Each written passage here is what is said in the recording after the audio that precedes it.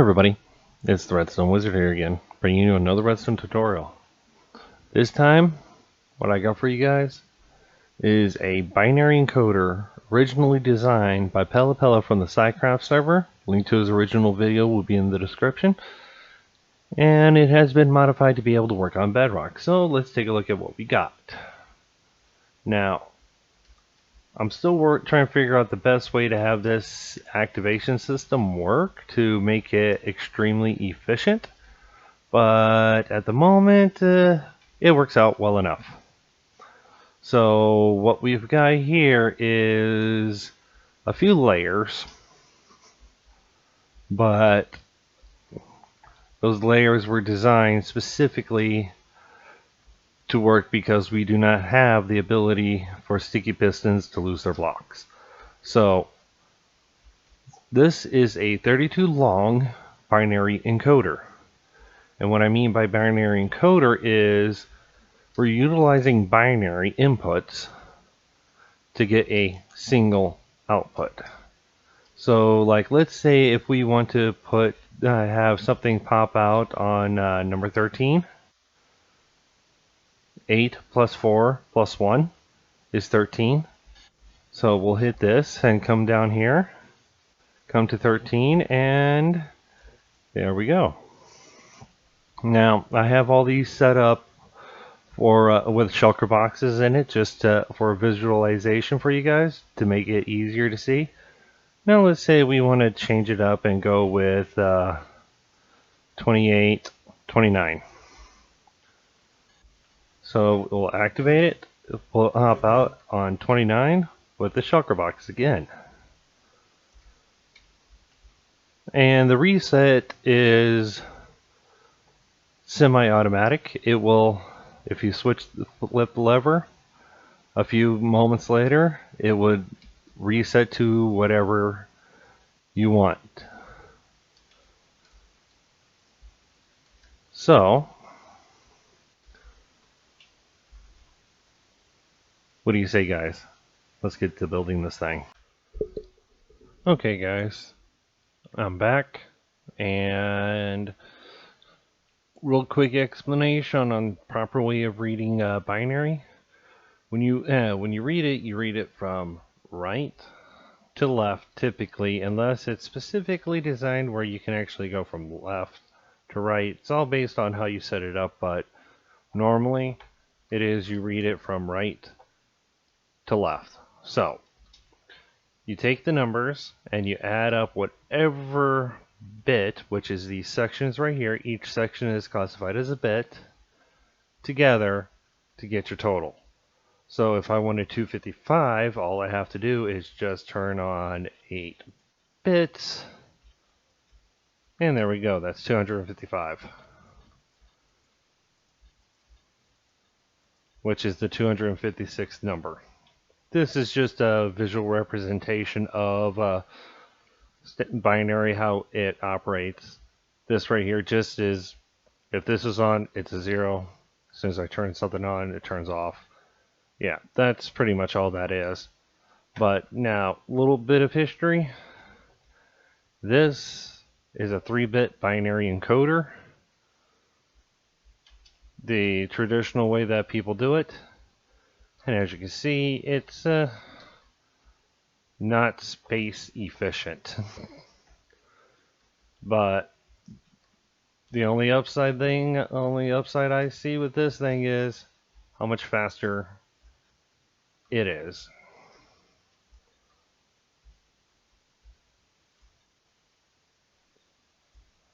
Yeah, you can, this thing runs fast, but yeah, we're not here for this, we're here for this. So, basic resources. I am not going to go through a full detail because I don't know how many bits you're going to want, but I will explain how to build it based around the number of bits you want. So what you're going to need for the encoder itself, not necessarily the control board, but the encoder, you're going to need pistons, sticky pistons, observers. I recommend using power. You can either use powered rails or activator rails, your choice. blocks to build with, and you're going to need some type of power source for testing purposes. So let's take all of this out. And now, what I've got here is what I call the binary board. Now, if we come up here and take a look at it, what we have here is reading, let's say this is the front, so the blacks are going to be offs, and the reds are going to be ons. So, black right here, off, on, off, on, off, on.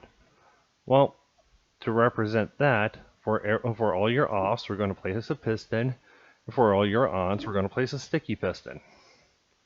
We're going to start with those going down, but below that, we need to place observers.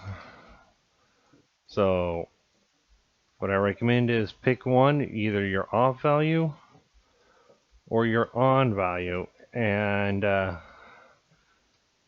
place all your observers first.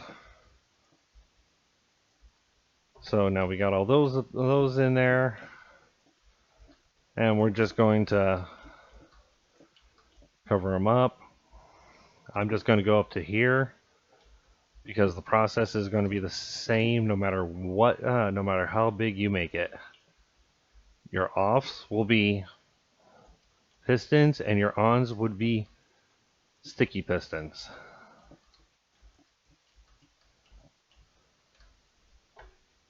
And so then with these ones,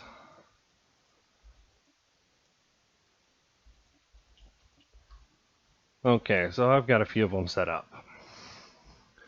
So now we're going to grab a temporary block.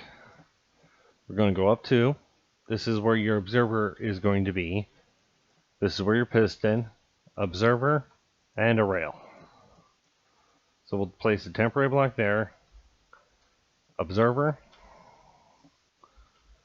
and all you're going to end up doing is filling it out with observers. And the reason why I was using a board there for one side is because it makes it easy when determining what is what. You don't have to do it here, but all you have to know is if this is a 0, that's going to be a 0.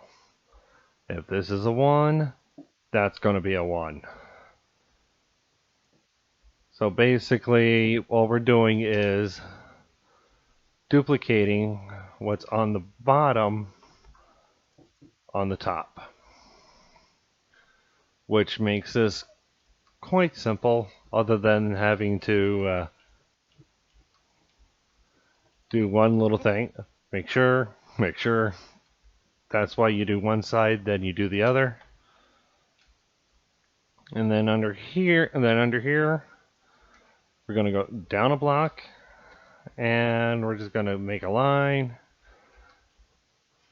throw your rails down, and make sure that when you're doing this, the rails connect going in the direction that you want them to go, towards the back of it.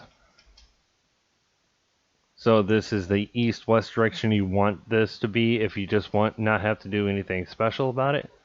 But if you're going on the north-south direction, all you have to do is just add an extra block,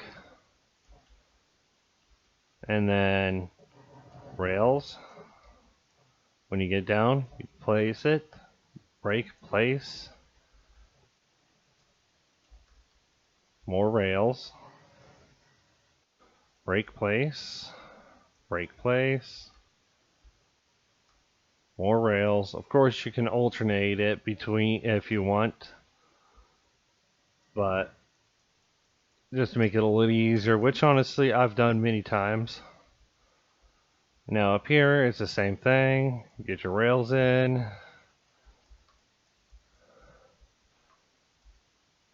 Okay, there we go. We got our rails in. Now, nice thing about this system using the observers is I can just place observers all the way down on the bottom level, on the top level.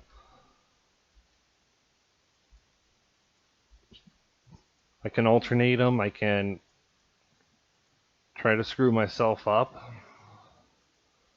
But if I get my redstone block out and just power all these rails and break them, now it's actually corrected itself. So you should, when you look, you should see nothing but sticky pistons down here, and when you look up here, you see nothing but regular pistons. And then when you power down here,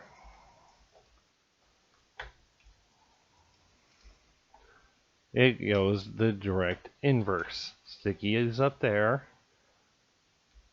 regular down there.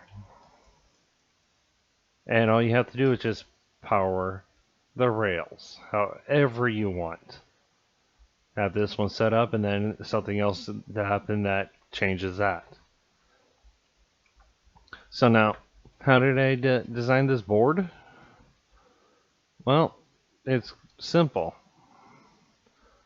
You get yourself 2 blocks. Let me get that, and we will drag this one out here. And I'm going to say the red this time is the off switch. Now, determine how many bits you want. 1, 2, 3, 4, 5, 6, 7, 8. Okay, so I know that this is 8 bits, and this is going to go all the way to 256 blocks away. So I know that 0, my downward, is off. And when they're all down, it's a 0. So if I put, the next one will be a 1. So pretty much with the 1, all you're going to do is alternate it. And with the 2, you're going to put 2 down, alternate, 2 down, alternate. For 4, 1, 2, 3, 4. 1, 2, 3, 4.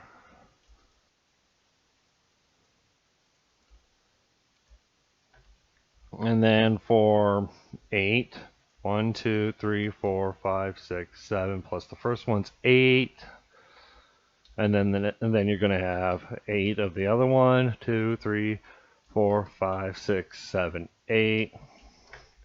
This one's going to be 16. This one's going to be 32, 64, 128. So basically, it's you take 100 and you take the values here. Let me get a good spot.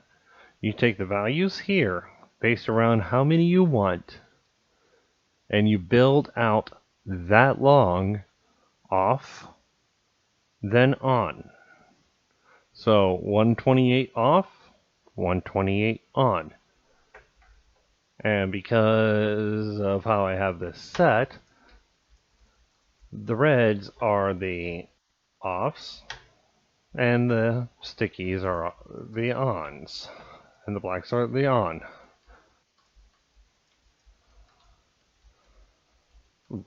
There we go. So you don't even have to place the board down, but the board is quite useful.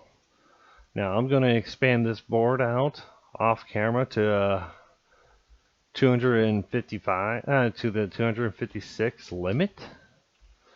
Then that I call that limit is because I don't like going further than that. I like 255, nice number.